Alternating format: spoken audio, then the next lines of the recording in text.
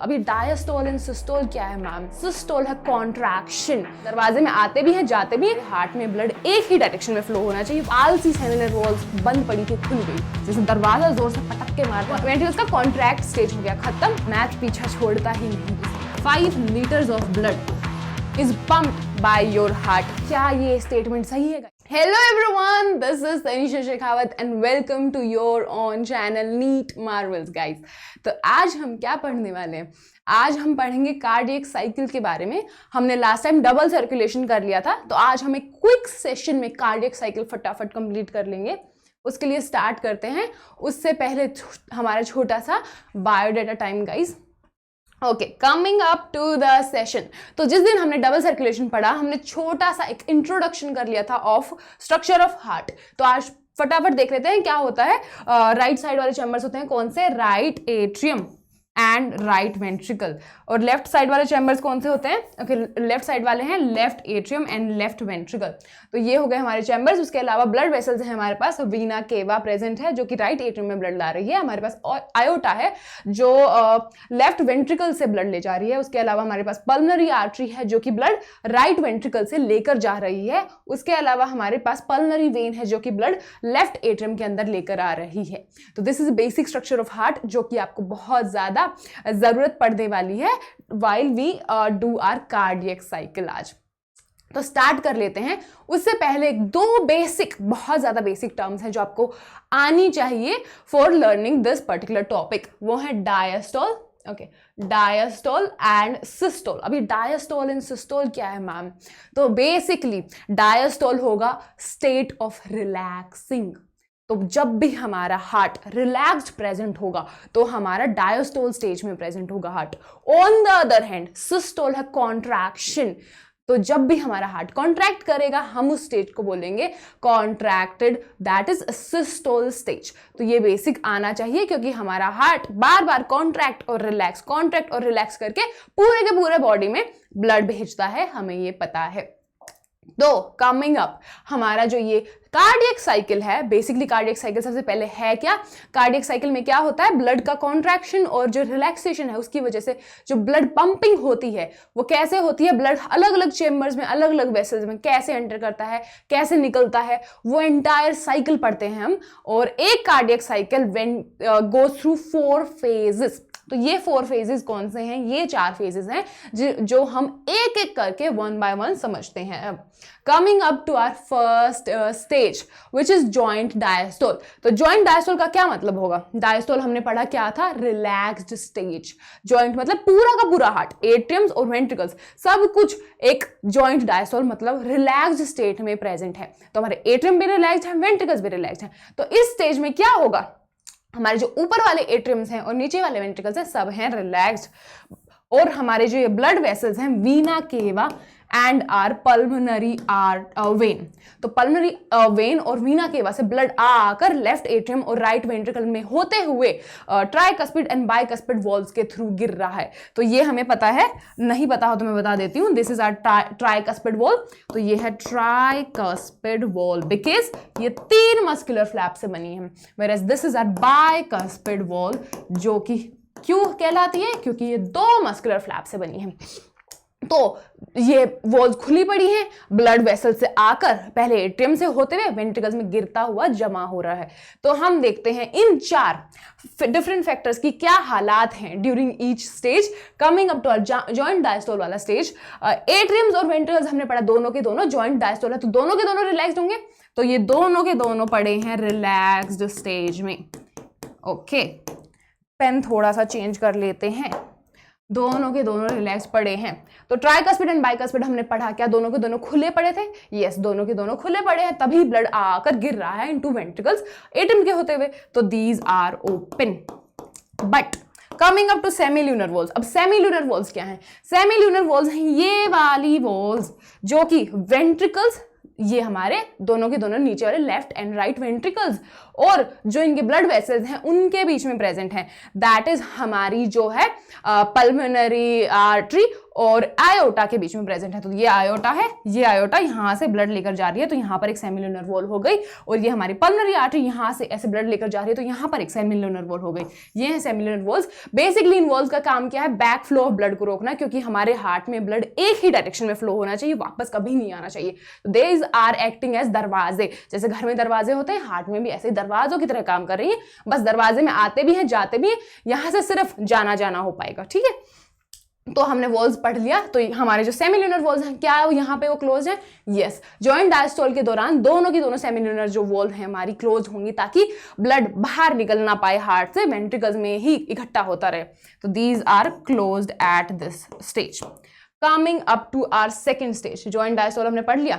अब हम पढ़ते हैं एक और नई चीज जो कि है नोडल टिश्यू। अब हमें पता है हमारा कार्डियक मस्कुलेचर जो कि है सेल्फ एक्शन पोटेंशियल जनरेट कर पाता है। क्यों? क्योंकि उसमें नोडल टिश्यू प्रेजेंट होते हैं जो कि खुद से without any external stimulus action potential generate करके कॉन्ट्रैक्ट कर पाती हैं। तो coming up to those nodal tissue क्या होते हैं वो?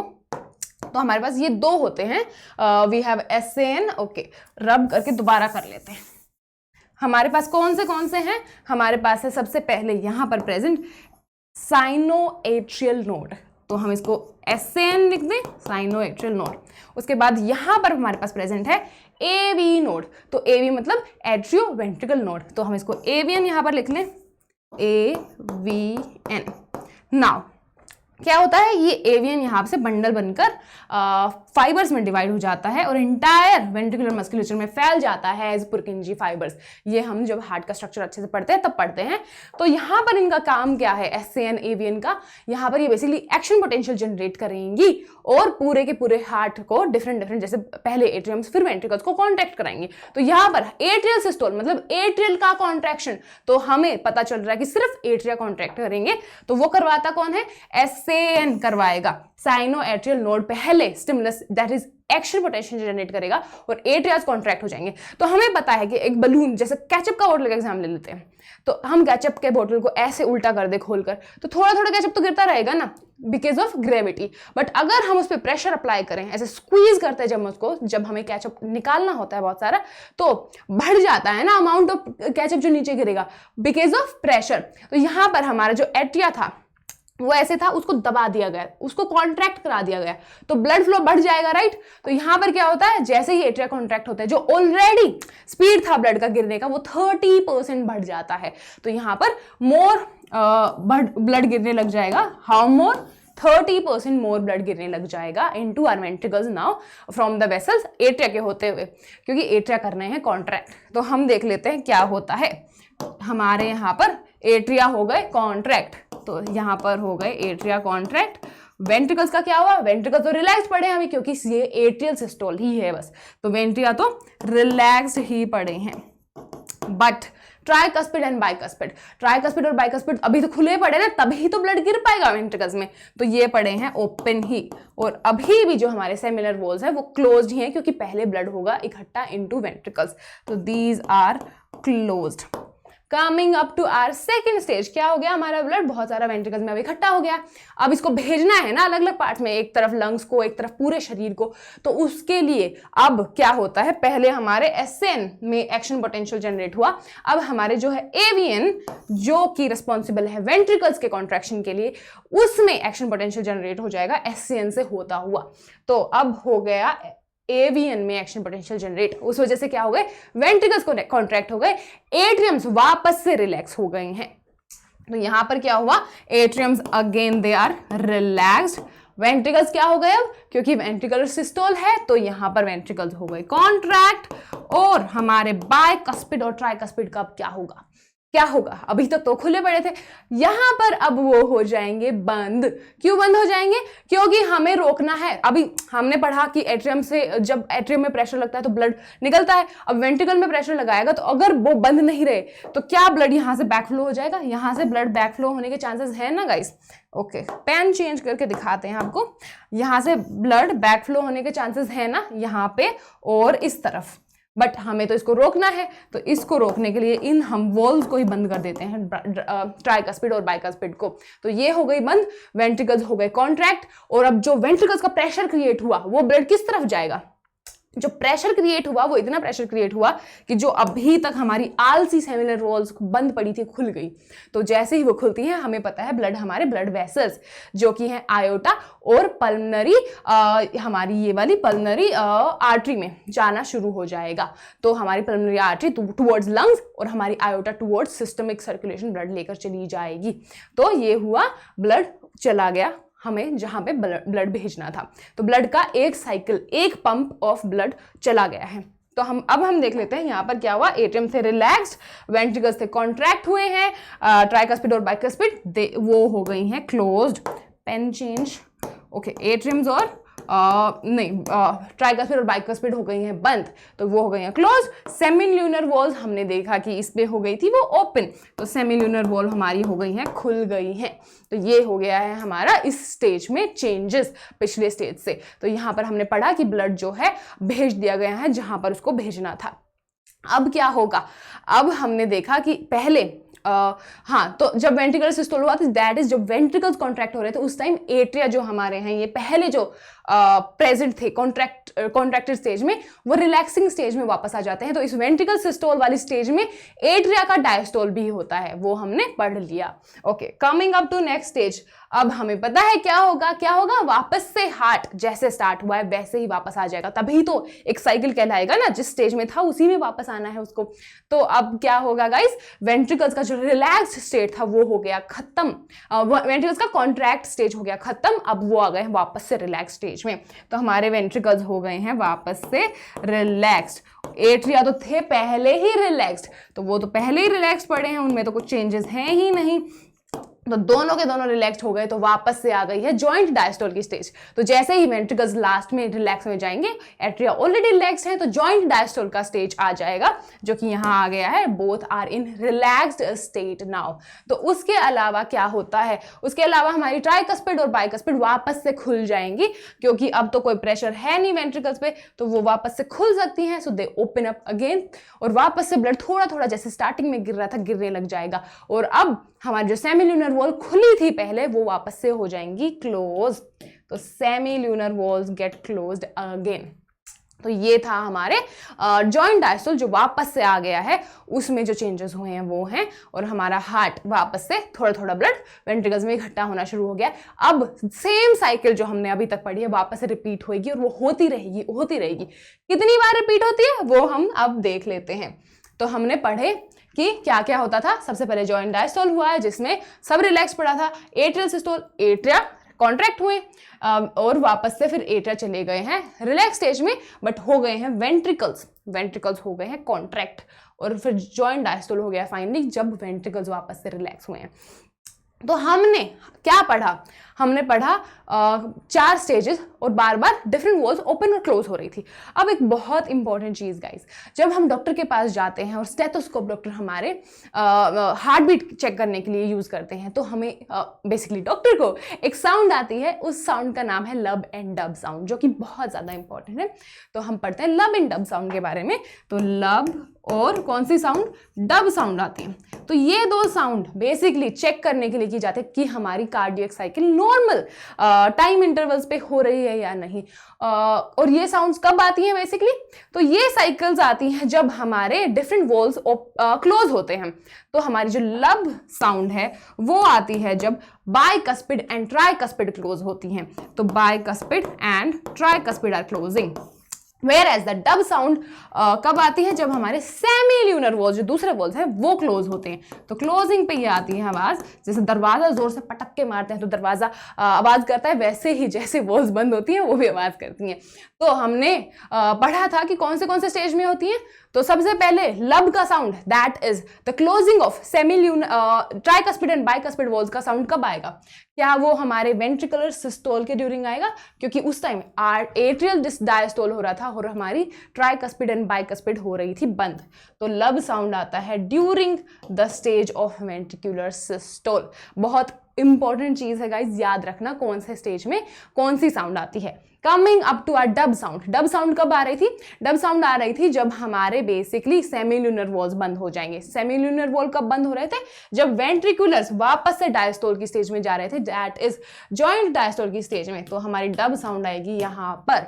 समझ में आ गया गाइस अच्छे से, अच्छे से समझ में आ गया?